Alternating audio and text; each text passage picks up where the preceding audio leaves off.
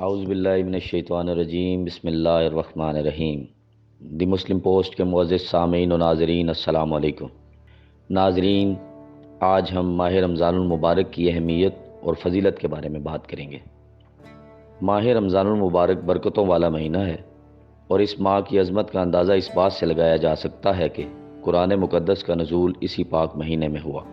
رمضان المبارک کا پہلا عشرہ رحمت، دوسرا عشرہ مغفرت اور تیسرا عشرہ جہنم کی آگ سے نجات کا ہے۔ جب رمضان المبارک کا چاند نظر آتا تو آپ صلی اللہ علیہ وآلہ وصحبہ وبارک وسلم فرماتے تھے کہ یہ چاند خیر و برکت کا ہے، یہ چاند خیر و برکت کا ہے، میں اس ذات پہ ایمان رکھتا ہوں جس نے تجھے پیدا فرمایا۔ حضرت جبرائیل امین علیہ الصلوۃ والسلام نے دعا کی کہ ہلاک ہو جائے وہ شخص جس کو رمضان کا مہینہ ملے اور وہ اپنی بخشش نہ کروا سکے، جس پر رسول اللہ صلی اللہ علیہ وآلہ وسلم نے ارشاد فرمایا آمین۔ حضرت جبرائیل علیہ السلام کی یہ دعا اور اس پر حضرت محمد صلی اللہ علیہ وآلہ وصحبہ وبارک وسلم کا آمین کہنا، اس دعا سے ہمیں رمضان الکریم کی اہمیت کو سمجھ لینا چاہیے۔ روزہ وہ عظیم فریضہ ہے جس کو رب ذوالجلال نے اپنی طرف منسوب فرمایا ہے، اور قیامت کے دن رب تعالیٰ اس کا بدلہ اور اجر بغیر کسی واسطہ کے بذات خود روزہ دار کو عنایت فرمائے گا۔ خداوند کریم نے اپنے بندوں کے لیے عبادت کے جتنے بھی طریقے بتائے ہیں، ان میں کوئی نہ کوئی حکمت ضرور پوشیدہ ہے۔ نماز خدا کے وصال کا ذریعہ ہے، اس میں بندہ اپنے معبود حقیقی سے گفتگو کرتا ہے۔ بینا روزہ بھی خدا تعالیٰ سے لو لگانے کا ایک ذریعہ ہے۔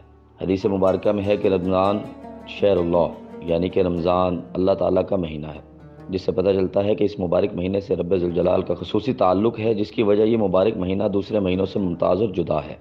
حضرت جابر بن عبداللہ رضی اللہ تعالیٰ عنہ سے روایت ہے کہ رسول اللہ صلی اللہ علیہ وآلہ وسلم کا فرمان علی شان ہے کہ میری امت کو ماہ رمضان میں 5 چیزیں ایسی عطا کی گئی ہیں جو مجھ سے پہلے کسی نبی علیہ الصلوۃ والسلام کو نہ ملی تھیں۔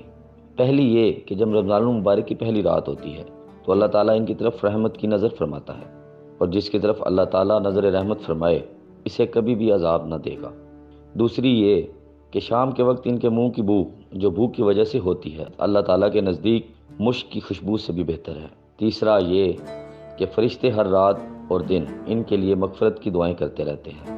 چوتھا یہ کہ اللہ تعالیٰ جنت کو حکم دیتے ہوئے ارشاد فرماتا ہے، میرے نیک بندوں کے لیے مزین ہو جا، عنقریب وہ دنیا کی مشقت سے میرے گھر اور کرم میں راحت پائیں گے۔ پانچواں یہ کہ جب ماہ رمضان کی آخری رات آتی ہے تو اللہ تعالیٰ سب کی مغفرت فرما دیتا ہے۔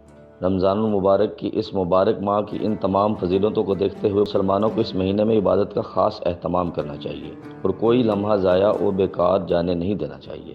اس ماہ مبارک میں ایسے انداز میں عبادت کو فرض کے طور پر متعین فرما دیا گیا ہے کہ انسان اس عبادت کے ساتھ اپنی تمام ضروریات و حوائج میں بھی مصروف رہ سکتا ہے، اور عین اس خاص طریقہ عبادت میں بھی مشغول ہو سکتا ہے۔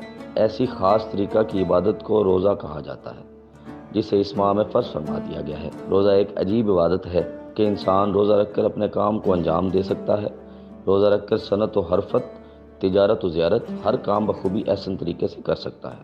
اور بڑی بات یہ کہ ان کاموں میں مشغول ہونے کے وقت بھی روزہ کی عبادت روزہ دار سے بے تکلف خود بخود صادر ہوتی رہتی ہے، اور اس کو عبادت میں مشغولی کا ثواب ملتا رہتا ہے۔